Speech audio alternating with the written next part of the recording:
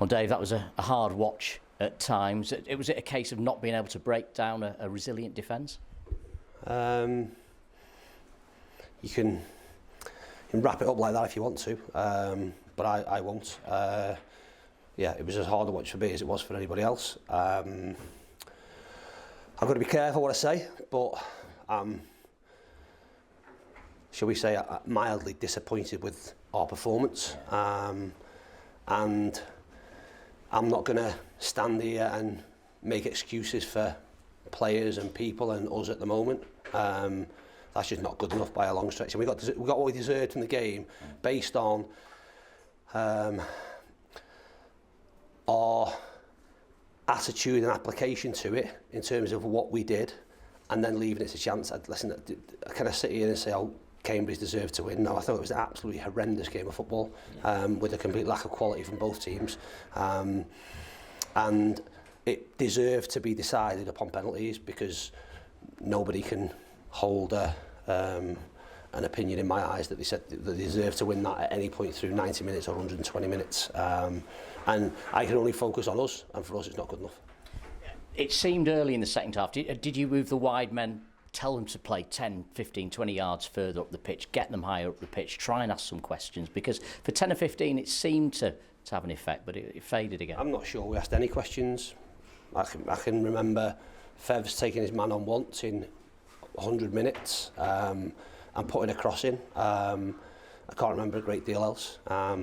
And whether it's match systems, whether it is, like I say, Tuesday for me there was loads of positives. There's zero positives from today's game. And the players' jobs is to make it difficult for me to pick a team, and they've certainly done that, because, listen, evidently there were some players involved today that we couldn't put on because of the fact that if the game did go to extra time, then we were asking too many minutes of them. And I'll be dead honest, I wanted them to start on Tuesday for me, and that'll be the case. There'll be some by default play on Tuesday that, based on today's performance, don't deserve to play, but we'll get stronger and stronger over the coming weeks. And if performances don't improve individually, then their places are going to become under threat, and we come to a time when there's a transfer window, and there's an opportunity to change things, and if things need changing, then they'll be changed. Because at the moment we can't have the inconsistencies. Like I say, Tuesday night there were loads of positives in terms of how we controlled the game but still remained a threat. There was nothing today, absolutely nothing. And I said at half time, is that because I don't know, was Corey Edwards better option than Odin today? Was Teo a better option than Dodge? Was Benno a better option than Lowy? Well, if they are, then it's my responsibility to put them in the team, and if that is the case, then so be it. You say there were no positives. I mean, I suppose if you're clutching at things, you look at the clean sheet, and particularly in stoppage time, in extra time rather, I thought Corey had a couple of good saves from him. Yeah, listen, it's Corey's job to make saves. I'm be more concerned about how they get those opportunities, and that comes from bad play from us, really poor defending from us, and that's our responsibility across the board, including everyone that's not on the pitch. So he's done his job to a certain degree, and as you say, got a clean sheet. Well, what's that mean?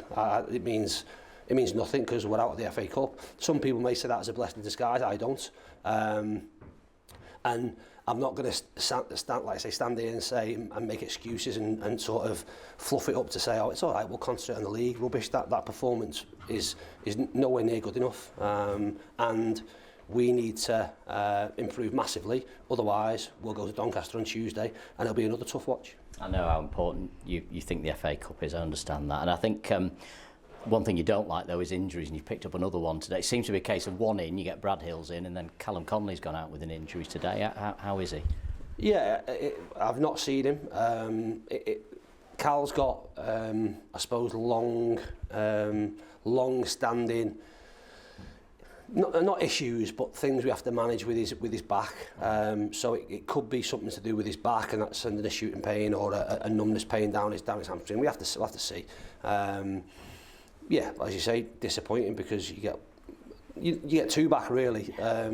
Arsu could have been involved today, Brad's just looked a little bit ahead of R2 in sort of training, and when we've already got a centre-half on the bench, you don't want 3 centre-halves on the bench to limit your options. I suppose what we know from Brad over R2 as well is that he can and has coped with our game model in terms of how we play, our intensity and all them things. R2's not kicked the football in anger in close to 8 months, with his season finishing early last year, the 2 international games, and then he's been out from that point onwards. So he's going to take a little bit more care coming back in, but we obviously need to see where we are with Carl and make a decision going into Tuesday.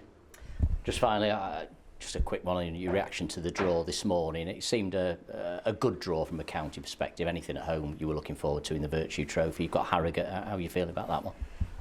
Well, if we perform anything like that, it's not a good draw, is it? Because I look at, we went away from home on Tuesday night and Crewe played with more freedom. I didn't see that today. So we're playing against the League 2 team here.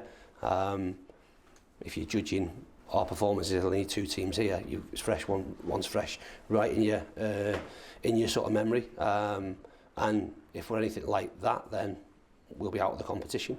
We would hope at that point that we have some more players back. You're obviously into January at that point, and we'll approach that game when it comes. But as with every competition, it would be the same with this competition. If you're, in my opinion, if you can be drawn at home against a lower ranked team, then why wouldn't you take that? What you have to do is prove that, and we didn't prove that today. So when that game comes around, we'll have to make sure that is the case. Sorry, just one question about Doncaster on Tuesday. Tyler Onyango, maybe? No. Fit for that one? No, not for Tuesday. He's back training. He's obviously back with us. We've spoken to Everton.